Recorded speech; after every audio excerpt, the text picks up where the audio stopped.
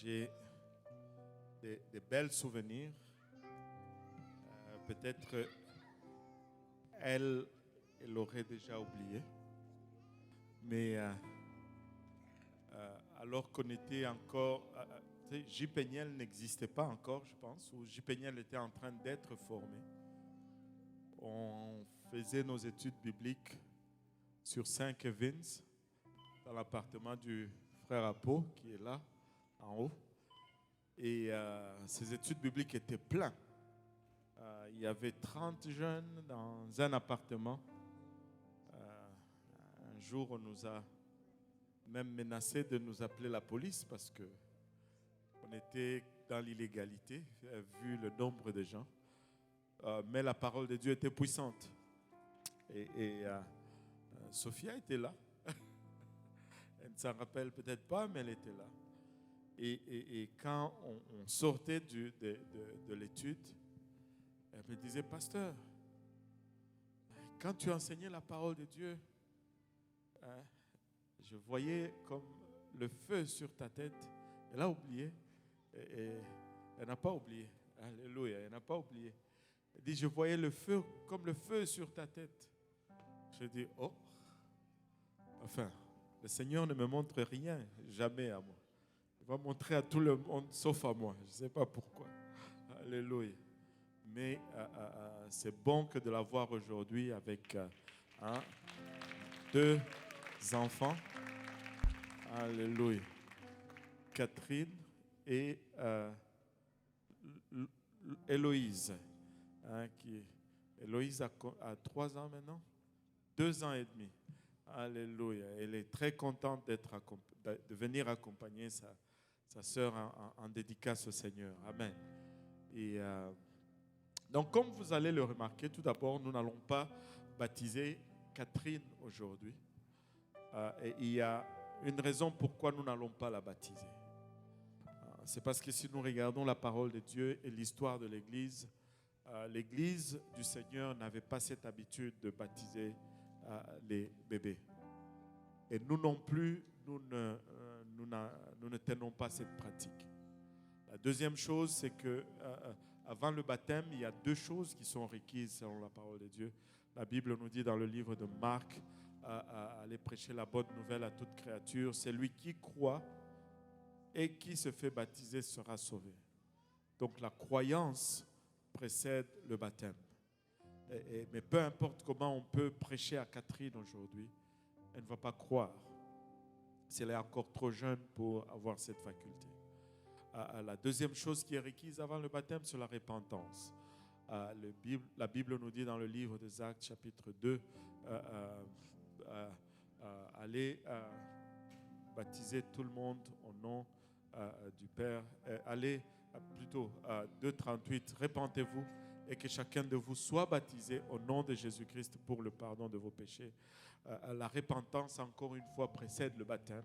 Et peu importe comment on peut adresser Catherine aujourd'hui, elle n'a pas encore la faculté de se repentir. Mais toutefois, à l'exemple de Anne dans l'Ancien Testament et à l'exemple de Marie dans le Nouveau Testament, nous pouvons la présenter en dédicace au Seigneur aujourd'hui de la part de ses parents. Amen. Alléluia. Et aucun enfant n'est le produit d'un accident. Catherine n'est pas là par accident. Amen. Des fois, les parents vont dire, nous, on avait déjà arrêté. Celui-là, c'était un accident. Non, ce n'était pas un accident. Ils n'avaient pas arrêté. Parce que s'ils avaient arrêté, on n'allait pas avoir l'enfant. Amen. Un enfant n'est jamais le produit d'un accident. Psaume 139, verset 13 nous dit, c'est toi qui as formé mes reins, qui m'as tissé dans le sein de ma mère. Un enfant, c'est toujours le produit de l'amour. Et c'est Dieu qui forme l'enfant dans le ventre d'une maman. Et nous avons eu un message extraordinaire aujourd'hui à l'Église de l'Est. Le rabbin nous a parlé à plusieurs reprises les meilleurs scientifiques au monde, comment ils sont en train de démontrer l'existence de Dieu. Et allez écouter cela, ça va peut-être confirmer ce que nous sommes en train de dire ici. C'est toi qui m'as formé, qui a formé mes reins, qui m'a tissé dans le sein de ma mère. Tout enfant est un don de la part de Dieu. Si c'est Dieu qui a tissé le bébé dans le sein de sa maman, ben cet enfant devient par conséquent un cadeau, un don de la part de Dieu. Et Psaume 127, verset 3 nous dit, « Voici des fils sont un héritage de l'Éternel. Le fruit des entrailles est une récompense. » Mais comme pour chaque don de la part du Seigneur, il y a des responsabilités qui viennent avec. Chaque chose que Dieu va nous confier, Dieu va nous donner, il y aura toujours des responsabilités qui vont venir avec. Ainsi, si Dieu vous donne les enfants aujourd'hui, un jour, il va vous demander de lui rendre de compte de ce que vous avez fait avec ces enfants. Dans le livre de Deutéronome, le 6e chapitre, il y a un verset dans lequel une de ces responsabilités est mentionnée et nous osons croire que c'est la plus importante des responsabilités. Deutéronome 6, 4 à 9 nous dit « Écoute Israël, l'Éternel notre Dieu est le seul éternel. Tu aimeras l'Éternel ton Dieu de tout ton cœur, de toute ton âme et de toute ta force. Et ces commandements que je te donne aujourd'hui seront dans ton cœur. Que tout le monde dise dans mon cœur. Alléluia. Tu les inculqueras à tes enfants. Tu les inculqueras à tes enfants. Tu les inculqueras à tes enfants. Tu les inculqueras à tes enfants. Tu les inculqueras à tes enfants. Le CD bloque toujours à cette place. Et je pense que c'est regardez un peu le choix de mots. Tu les inculqueras à tes enfants. Ça veut dire le faire absorber par tes enfants, le rentrer dans tes enfants, des fois contre leur propre volonté. Et tu sais, il y a quelque chose que le monde a compris, que l'Église a peut-être encore de la difficulté à comprendre. C'est que dans le monde, quand on veut qu'un enfant ou qu'une personne excelle dans un domaine, on va commencer à l'y former depuis son enfance.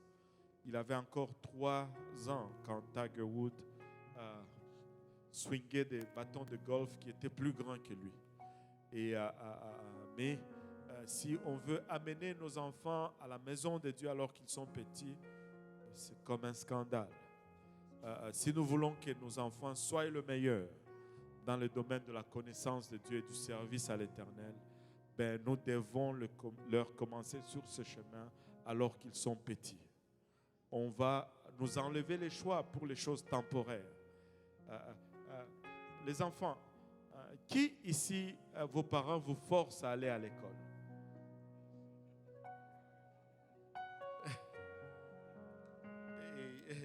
Il y en a qui n'osent pas lever les mains parce que les parents regardent. On nous a forcés à aller à l'école. Pourquoi? Parce que c'était bon pour nous. Amen. Et même lorsque nous n'avions pas envie d'aller à l'école, en tout cas, pour vous ici, peut-être que vous en échappez. Pour moi, c'était la chicotte. Et une chicotte sérieuse. Quand tu ne veux pas aller à l'école, tu ne veux même pas penser ne pas aller à l'école. Quand tu penses à la chicotte. Et pourquoi? Parce que c'est bon. Mais c'est bon seulement pour 60 ans, 70 ans, 80 ans. Mais les choses de Dieu, c'est bon pour l'éternité. C'est bon pour l'éternité. C'est pourquoi dans ma maison, je force mes enfants à venir à l'église. Tu les inculqueras à tes enfants. Tu en parleras quand tu iras dans ta maison, quand tu iras en voyage, quand tu te coucheras et quand tu te lèveras. Tu les liras comme un signe sur tes mains et ils seront comme des frontaux entre tes yeux. Tu les écriras sur les poteaux de ta maison et sur tes portes. L'Éternel donne un commandement important à Israël ici et à nous tous également, c'est que nous devons nous assurer que nos enfants connaissent qui est l'Éternel. Et c'est tellement important qu'il le fait paraître dans tous les aspects de notre vie. Il dit, vous n'allez pas seulement me servir, mais vous allez vous assurer que vos enfants me servent parce qu'ils sont un don de ma part. Alléluia. Proverbe 22:6 nous dit, instruis l'enfant selon la voie qu'il doit suivre. Et quand il sera vieux, il ne s'en détournera pas. Et Proverbe nous dit, montre la bonne voie à un enfant. Et quand il va grandir, c'est fort probable lorsqu'il va être dans des moments de questionnement, dans des moments de déviation, il aura quelque chose à quoi retourner. Alléluia. Et nous pouvons citer beaucoup de personnes dont ça a été le cas, nous-mêmes qui nous tenons devant vous ici. Par-dessus toute chose, le Seigneur est intéressé dans nos enfants. Le Seigneur a un plan pour Catherine. Trouver ce plan et le vivre dans sa plénitude va signifier le succès pour Catherine. Mais passer à côté de ce plan va signifier l'échec. Et cela, peu importe la célébrité, les richesses accumulées ou les réussites mondaines, passer à côté du plan de Dieu pour la vie de Catherine serait un échec. Et votre responsabilité primaire, c'est de l'aider à découvrir ce plan et à s'y consacrer entièrement. Le Seigneur est intéressé dans Catherine aujourd'hui. Le Seigneur est intéressé dans nos enfants. Et nous allons le voir dans sa parole. Si nous pouvons nous lever tous pour la lecture de ce dernier passage, Matthieu 19, à partir du verset 13.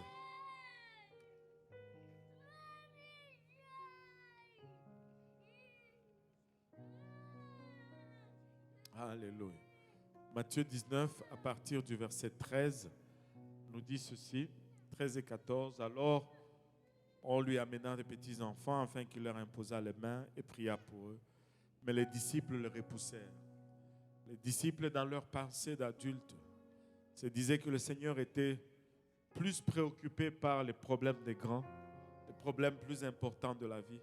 Mais le Seigneur les a réprimandés. Le verset 14. Et Jésus dit, laissez les petits enfants et ne les empêchez pas de venir à moi, car le royaume des cieux est pour ceux qui leur ressemblent. En fait, le Seigneur donne une leçon aux adultes. Il leur dit, même vous-même les adultes, si vous voulez entrer dans mon royaume, il faut que vous soyez comme ces petits enfants. Et certes, c'est un désir noble que de désirer ou de convoiter la bénédiction de Dieu sur nos enfants. Et c'est pourquoi nous les amenons et que nous les présentons en dédicace au Seigneur. Mais nous devons comprendre que comme parents, nous sommes le canal que Dieu va utiliser pour faire descendre ces bénédictions vers ses enfants. D'où il est nécessaire que nous-mêmes, nous puissions nous aligner, de sorte que lorsque Dieu voudra faire descendre ces bénédictions, ça puisse trouver un conduit pour parvenir jusqu'à nos enfants. Maintenant, avant de prier, je vais demander à Patrick et à Sophia, allez-vous vous engager, Patrick et Sophia, d'élever Catherine selon les commandements du Seigneur. Alors c'est un privilège pour moi que de la présenter en dédicace au Seigneur. Je vais demander à mes confrères de prier également pour Patrick.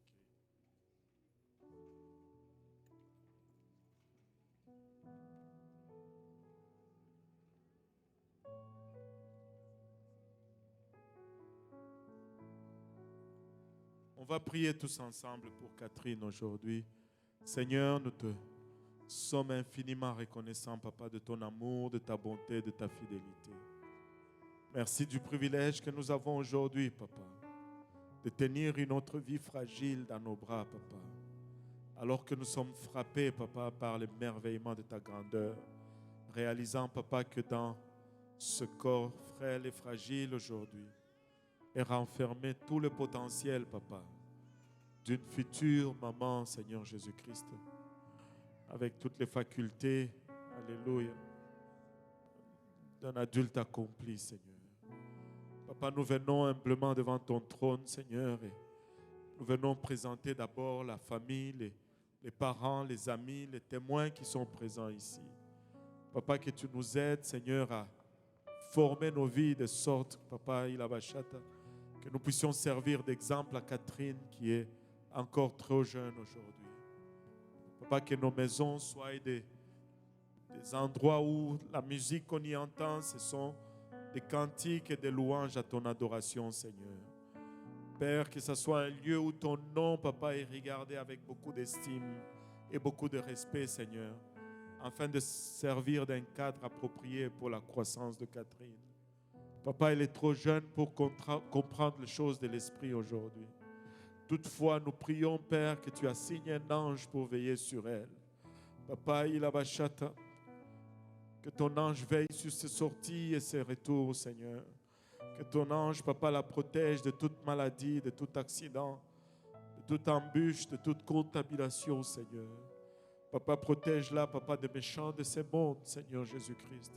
Alors qu'elle est en train de grandir, qu'elle puisse grandir dans la crainte de ton nom et dans l'amour de ta parole, Papa. Et lorsqu'elle va arriver à l'âge de la compréhension, qu'elle puisse, Père, Ilabashata, entendre l'évangile, y croire, y obéir, se repentir de ses péchés, Seigneur, et se faire baptiser en ton nom précieux, et recevoir le don du Saint-Esprit avec l'évidence de parler en langue.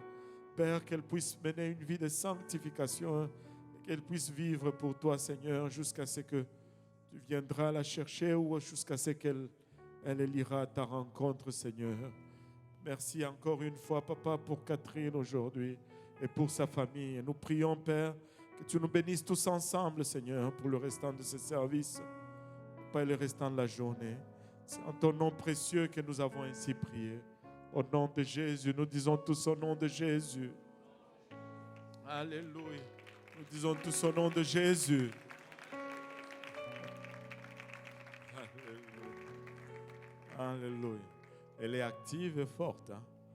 Alléluia. Elle tire le micro. Alléluia. Elle n'est pas intimidée.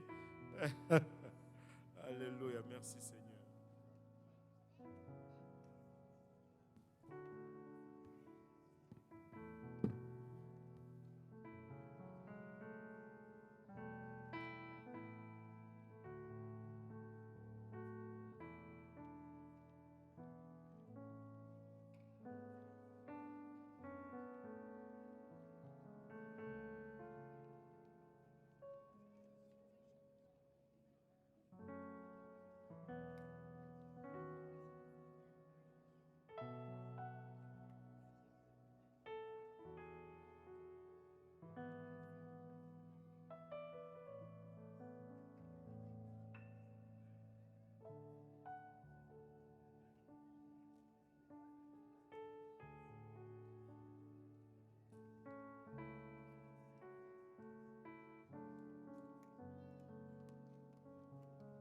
On peut encore applaudir Catherine aujourd'hui.